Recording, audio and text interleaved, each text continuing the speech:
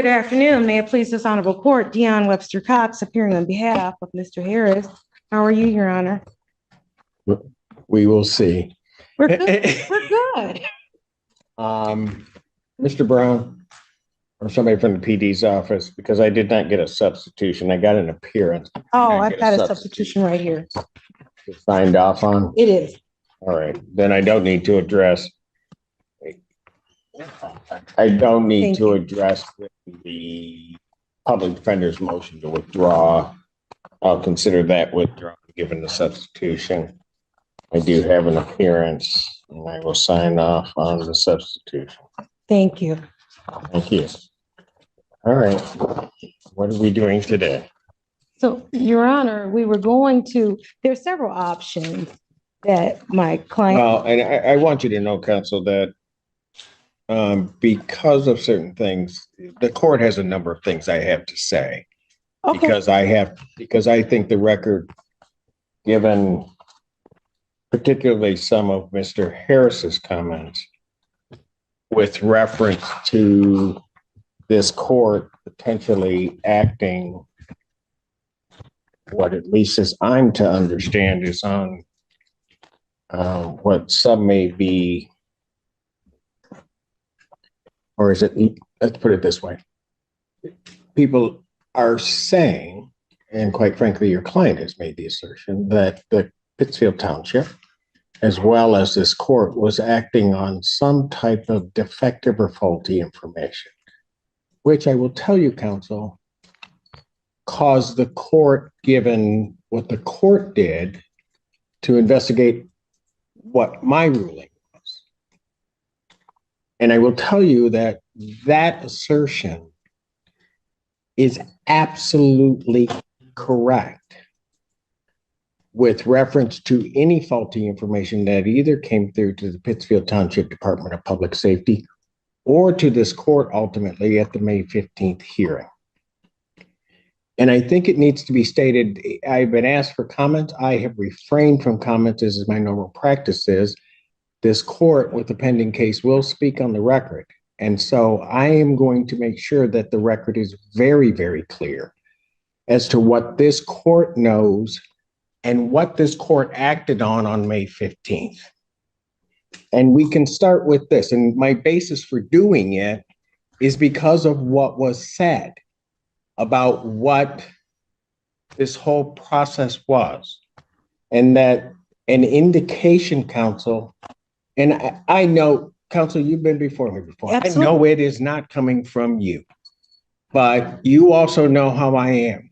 I do. And the thing is that if for whatever reason, the one time in my life I was wrong, I will say it and did. But when I'm not wrong, and when people are not to blame, then it also needs to be said.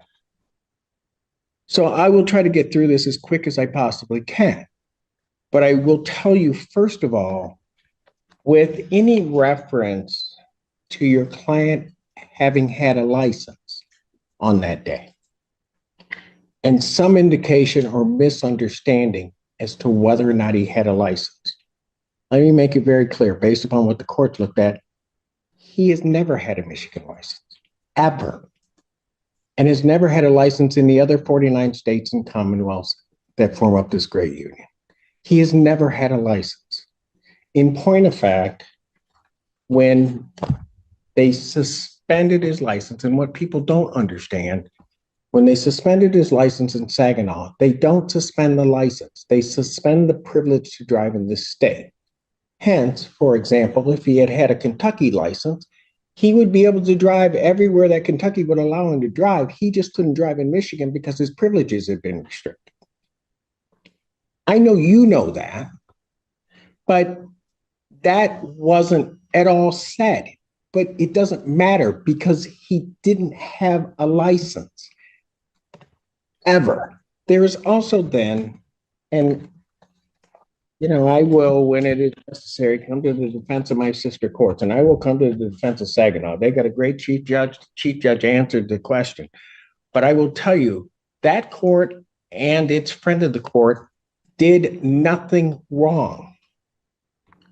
His license was his driving privileges, better stated, were unsuspended in 2022.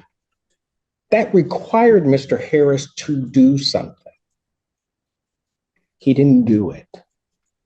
Therefore, the friend of the court was under no obligation to send anything to the Secretary of State.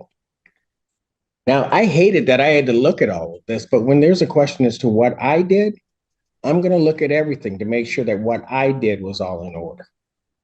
There's then an indication from that because that wasn't sent, there was a direct attack on Michigan's Department of Secretary of State's office, saying that the Secretary of State was somehow at fault. Let me tell you something. Secretary of State did what they were supposed to do. And in point of fact, they did nothing because they hadn't gotten anything from the court because Mr. Harris had not paid the reinstatement. This week, or the latter part of last week, once he paid that, Saginaw friend of the court did what they should do, and they sent it. Immediately, based upon the information that I have, the Secretary of State did what they do every day. They took that suspension off of his driving record, and he was then unsuspended. And then your client did what he needed to do with reference to the Secretary of State and paid a reinstatement. Just a second, Mr. Schiller. I'm going to let everybody respond because Thank you. I am not done yet. Okay. All right. You covered a lot of the points for me. Thank you, Your Honor. And so that came down to that. So the information at the time that I had, that Pittsfield Department of Public Safety had, was all correct at the time of both Pittsfield stop as well as the May 15th day. It was all correct. There was no error by anybody. It was a failure on the part of Mr. Harris to do certain things. Now, I grant you that sometimes that can be a complicated process, but it was certainly not anybody's fault that that didn't happen other than that wasn't paid. Now, here's the other thing, and I'm like maybe in church where I say I'm about finished now. But the other part of this is this stop was in October. Most of the cases that we've heard just in this last afternoon are driving while license suspended cases. That's part of my Wednesday afternoon. We go through great pains to try to get people their licenses back, which is really how it should happen. Between October and because I don't live under a rock, I actually watch things. You look very nice on TV. Thank you. You're welcome. There was something that was said that was very disturbing to me. And I'm just going to let you know because I believe in being fair with everybody. The question was asked along the lines between October of 2023 and the point in time of the May 15th hearing. Was there an attempt by Mr. Harris to correct his license? Here's the part that was disturbing for me, so that you know. Okay. Mr. Harris indicated that at some point he had been involved in some accident. And being involved into the accident, that he was basically bedridden or at least housebound, he could not get to the Secretary of State. That was set up there, and I'm going to presume, because my knowledge of counsel, defense counsel is, I know you don't misrepresent anything. Right. You never do. Right. That's not true. Okay. He purposely stated that he could not get to the Secretary of State, which for the way we handle things in this court would have placed him in a whole different category. We would have tried to find a way. Let's figure it out. And the reason I know that is because Mr. Harris, on December 28th of 2023, do you know where you were? December 28th, 23. 23rd. 2023. I know I was laid up from my You were accident. at the Secretary of State's office. And you were at the Secretary of State's office because you redid and got your new Michigan ID. I have the date. That's the date you did it. December 28th, 2023. You did. And so that you also know, and in all fairness to counsel, because I don't know if counsel knows this or not, the way I know that he's never had a license is because May 3rd, 1990, he was 19 at the time. May 3rd, 1999, he applied for his first Michigan ID. Counsel knows, so I do. You cannot have both. You either have an ID or you have a license, one of the two. He has religiously every year gotten a new ID. And so he knows that he doesn't have a license. And quite frankly, I just wish he would have said that at the beginning. And all of this hoopla could have been just put all aside. And we all go through the process as we do with all of the people coming here to try to get him his license back. But his falsehoods, misstatements are not going to fare him well in this court. I'm done for now. I'm sure I will have something else to say. Whichever one of you would like to speak first, you may. I'll wait to go last. Yes, I spent yesterday at the Pittsfield Township Police Department with Officer Monaster, performing the traffic stop in this case. I also noticed the December 28th, 2023 date, and I know the significance of that, and the court just went through that painstakingly, and I thank you for that. In addition, at the traffic stop, when I was at the police department yesterday, we watched body cam video. At least twice during this traffic stop, he acknowledged to the officer that he did not have a valid license. Quote unquote, quote, actually, I don't have a valid license, close quote. The question was, are you a valid driver? Quote, I am not, close quote.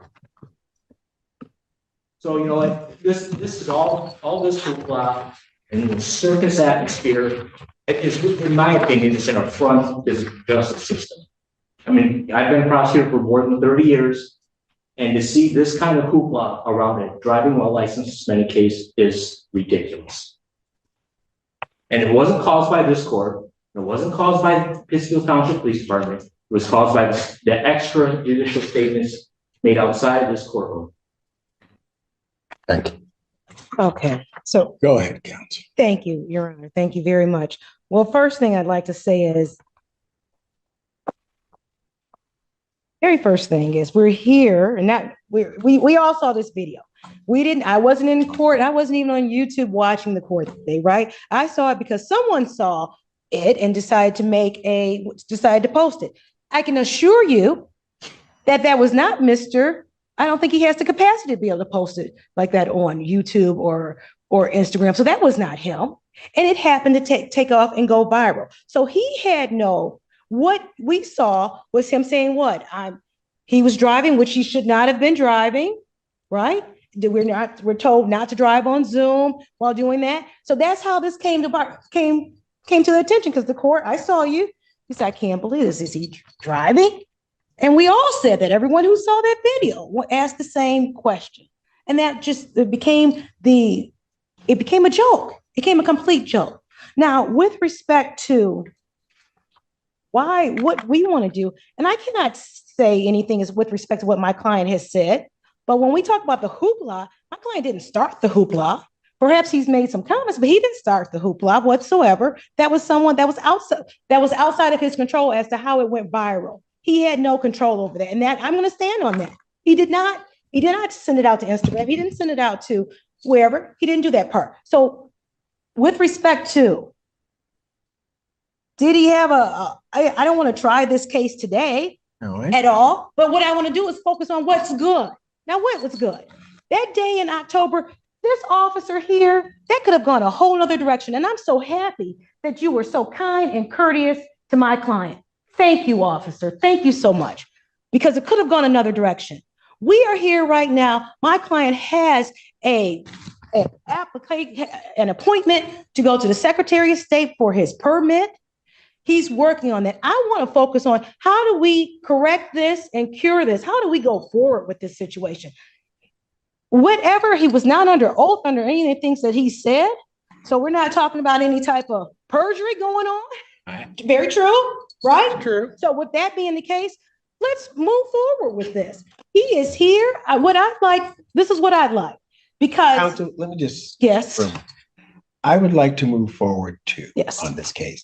We handle these cases all the time.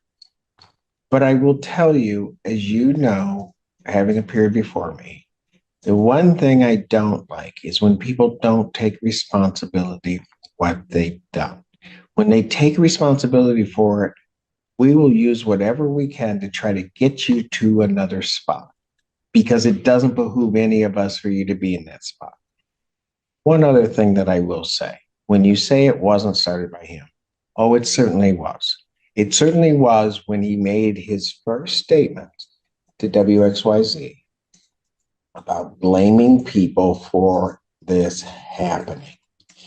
And he shouldn't have done it, because when you look at the whole thing, the person that needed to be blamed, and we can go back to a lot of other points, but I'm not here to embarrass it, but the person that needed to be blamed is the person that he was staring at in the mirror. He didn't do what he should have done, and that's okay. The majority of people that come here on a licensing didn't do what they were supposed to do. That's like a given. They don't go about blaming anybody. They just say, Your Honor, I didn't pay the ticket. Your Honor, I just didn't do it. I just didn't have the time to do it. I just didn't take whatever. right. Just own it. Once you own it, then it becomes a whole lot easier just to move forward. Okay, I'm sorry. I interrupted you and I said I wouldn't, but I understand. my courtroom. I know who you are, and I respect that. So, and where I am is where I've always been, because I can assure you that when he did speak to WXYZ that day, I wasn't representing him. I was representing him yesterday, right?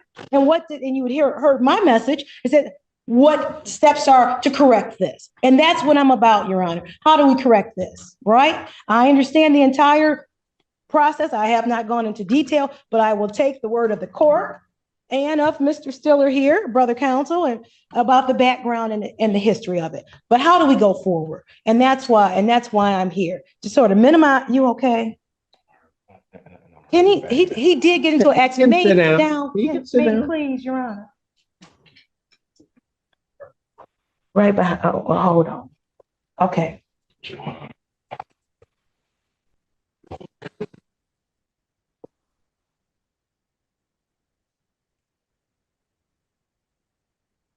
And now that's real. That's a real injury. I have no comment.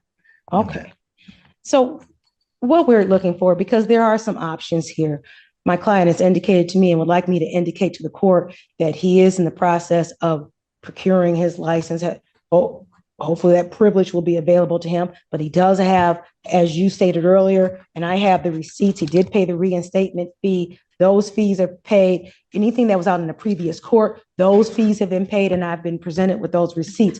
In addition, on tomorrow, he's got his permit test coming up, and then after that, because he's an adult, he's working on it so that he can take advantage of the offers that are available, because as you say, this court does want to help.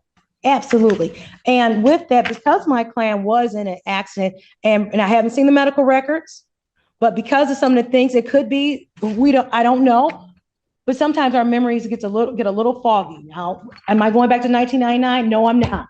But I'm just saying that I'm saying from this day forward, he is working diligently to take the steps necessary to get this driver's license so he can take advantage of the generous offer. Thank you. Yes, ma'am. Yes. Yes, I Mr. hate to Summers. say this, John, one additional thing. I think Fletcher Cox and I need to approach the bench. It may involve Mr. Allen. Who's Mr. I Allen? know, because I know what it is. Okay, thank you. Well, who's Mr. Allen? That's my bailiff. Oh, I will give out whatever date I can. okay. Counsel, you probably didn't know this, and I wasn't sure where the prosecutor was going to bring. He's got a warrant. No, I did not know. Yes, he has a warrant for his arrest. A bench warrant out of Allen Park. Allen Park.